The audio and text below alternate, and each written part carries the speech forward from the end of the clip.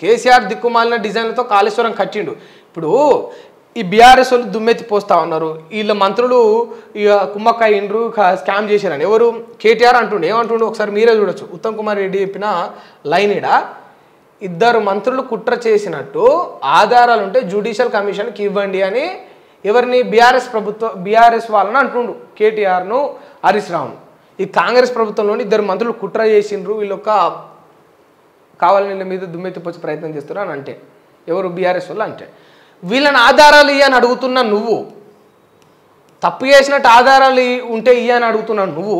ఇవాళ వాళ్ళు అట్లా అడుగుతారు, కేసీఆర్ దిక్కుమాల డిజైన్తో కేసీఆర్ కాళేశ్వరం డిజైన్ కట్టిండు అన్నదానికి నువ్వు ఆధారం సమర్పించు. ఆడోడో చెప్పిండు నాకు, అధికారులే చెప్పి కేసీఆరే కట్టిండట, కేసీఆర్ గీసిండట. అదే కేసీఆర్ ఏమైనా ఇంజనీరా? అంత పెద్ద ప్రాజెక్టు నీకు ఇస్తా, నువ్వు గీ చూస్తా, నేను నీకు ఇస్తా, నువ్వు గీ నేను చూస్తా, నీకు ఇస్తా నువ్వు గీ, మీకు ఇస్తామండి మీరు గీయండి చూద్దాం, మీ మంత్రివర్గం అంతా కూర్చొని గీయండి అవుతుందేమో చూద్దాం. కేసీఆర్ ఒక్కడే పెగ్గేసి కాళేశ్వరం ప్రాజెక్టుని గీసిండే చెప్తావు, మీకు 10 ఫుల్ బాటిల్ తెప్పిస్తే మీరు 10 మంది కూర్చొని మంత్రులంతా మీరు గీయండ్రి చూస్తా నేను, మీరు గీయండ్రి కాళేశ్వరం ప్రాజెక్టుకు డిజైను, మీరు చేయండి దాన్ని మళ్ళీ రీడిజైను.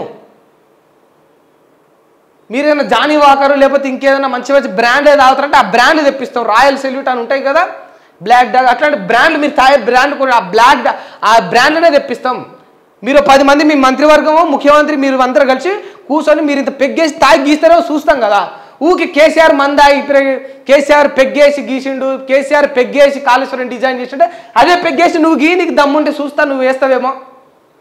నీ దగ్గర ఆధారాలు ఉండే, అవతల దగ్గర నుంచి నీకు ఆధారాలు కావాలి, నీ దగ్గర ఆధారాలు ఉండే, నువ్వు ఎన్ని అలిగేషన్స్ అయినా చేయొచ్చు, అవతలడికి మాత్రం ఆ హక్కు ఉండదు.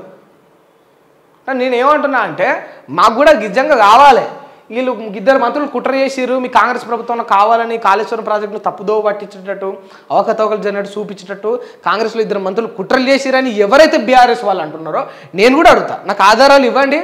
మేము మా మార్నింగ్ న్యూస్ వేదికగా మా బరాబర్ వార్తలను మేము సమర్పించి ప్రజలకు తెలియజేస్తాం, మాకు ఒక మంచి న్యూస్ అవుతుంది అది అని మేము కూడా అడుగుతున్నాం.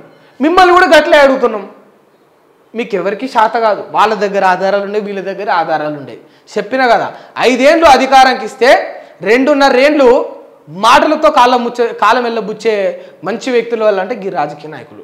గతంలో ఆయనకు 10 ఏళ్ళు అధికారం ఉన్నాడా, 5 ఏళ్ళు మాటలకే అయిపోయినాయి, కేసీఆర్ మాటలకే. ఇక మైకు పట్టుకొని దంచాలంటే కేసీఆర్. ఇప్పుడు కాకపోతే బీఆర్ఎస్ జర కేసీఆర్ ఒక్కడే జర మంచిగా దంచేది, ఇక హరీష్ రావుది కేటీఆర్ ఇలా అంతా పంత. ఇలా కాంగ్రెస్ లేదంటే అందరు దంచటోళ్ళే, అదే బాధ. కొంచెం ఇక తట్టుకోవాలి, మనం ఏం చేస్తాం మరి.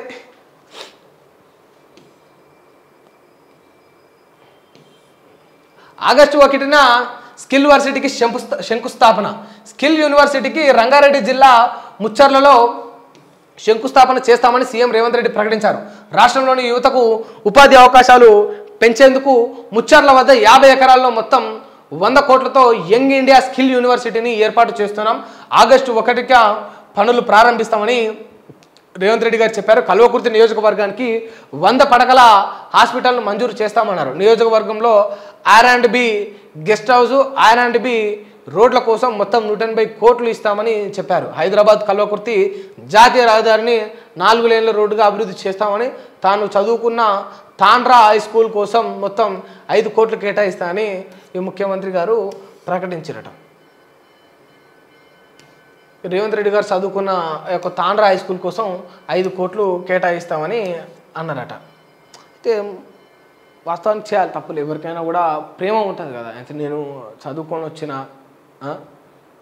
నా అక్కడ విద్య నేర్చుకున్నా, నేను నా యొక్క ఉపాధ్యాయురాళ్ళు నాకు అక్కడ విద్య నేర్పినరు. ఇవాళ నేను ముఖ్యమంత్రి అయినా, ఇవాళ నేను ఈ స్థాయిలో ఉన్నా అంటే నాకు మొదటి పున్నది అక్కడే పడి ఉంటుంది ఏదో ఒక రకంగా అనే ఒక ఆలోచన, ఆ ప్రేమ రేవంత్ రెడ్డి గారికి ఉంటుంది కనుక, ఉన్నది కనుక ఆయన చదువుకున్న యొక్క స్కూల్కు 5 కోట్లు కేటాయిస్తానని ప్రకటించాడు. తప్పులేదు, ఎందుకంటే కేటాయించేది స్కూల్కే కేటాయించాడు. ఏదో ఆయన చదువుకుండానా, ఇంకెవడో చదువుకుండానా కాదు, ఏదో ఒక రకంగా అమ్మయ్య వీళ్ళ జీవుల నుంచి అట్లీస్ట్ ఒక 5 కోట్లు పాఠశాలకు పోయినాయిరా సంతోషపడాలి. అటువంటి పరిస్థితుల్లో మనం ఉన్నాం. మనల్ని వాళ్ళు దిగజారు చేసిండ్రు, మన ఆలోచన విధానం కూడా అట్లే ఉంది. సరే ఏం చేస్తాం, మొత్తానికి ఒక 5 కోట్లు అయితే ప్రభుత్వం నుంచి ఒక ప్రభుత్వ పాఠశాలకు అయితే పోతా ఉన్నాయి, పోని బాగుపడి.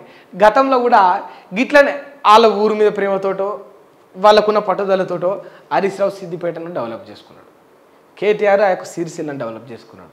వాళ్ళ రాష్ట్రానికి మంత్రులే కానీ ఆ యొక్క నియోజకవర్గానికి వాళ్ళు ఎమ్మెల్యేలే కదా. మళ్ళీ ఓట్లేసి గెలిపియాల రేపు ఆ మంత్రి పదవి అయినా ఉండాలంటే ఫస్ట్ ఎమ్మెల్యే కావాలి కదా. అందుకు వాళ్ళు ఆ యొక్క నియోజకవర్గాలను డెవలప్ చేసుకున్నారు. అది వాళ్ళ ప్రేమ. అంటే సందర్భం వచ్చింది కనుక చెప్తా ఉన్నాం. ఇంతే పునరావృతం అవుతుంది. ఒకసారి ప్రతిపక్షంలో ఉండి 100 మాటలు అంటాం, అధికారంలోకి వచ్చినాక ఏర్పడుతుంది. ఇవాళ నీకు ప్రేమతోటి మక్కువతోటి నువ్వు చదువుకున్న బడికి 5 కోట్లు ఇస్తా ఉన్నావు, వాళ్ళు కూడా కట్టిన వాళ్ళ నియోజకవర్గం మీద ప్రేమతోటి ఓట్లేసి ఎన్నుకున్న ప్రజలకు న్యాయం చేయాలని వాళ్ళు కూడా అక్కడ అభివృద్ధి చేసుకున్నారు. ఇప్పుడు చెప్పుంటారు ఎవరిది తప్పు ఎవరిది ఒప్పు. వాళ్ళు కూడా వాళ్ళ పాఠశాలను అట్లే బాగు చేసుకున్నారు. రఘునందన్ రావు గట్లే బాగు చేసుకున్నాడు, హరీష్ రావు గట్లే బాగు చేసుకున్నాడు. అంటే నేను ఏమంటామంటే ఎవడైనా ప్రతిపక్షం ఉన్నప్పుడు 100 చెప్తాడు, ఒక్కసారి అధికారంలోకి వచ్చి రియాలిటీ చూసినప్పుడు గిట్లనే ఉంటుంది పాలన. అంతే కదా, మనం ఏదో కొత్త చూస్తామని ఎవ్రీ టైం మనకు ఆశ రావదు. ఇక వాళ్ళ మాటలు ఆర్పరు, వాళ్ళ మాటలు వినాలే, మనం ఆశతోటి మళ్ళీ కొత్తగా చిగురించాలి. అది ఎండ్ లేని ప్రాసెస్, ఇది ఎండ్లెస్ ప్రాసెస్. పునరావృతం అయితే ఉంటుంది, ఒక రీసైక్లింగ్ అనమాట.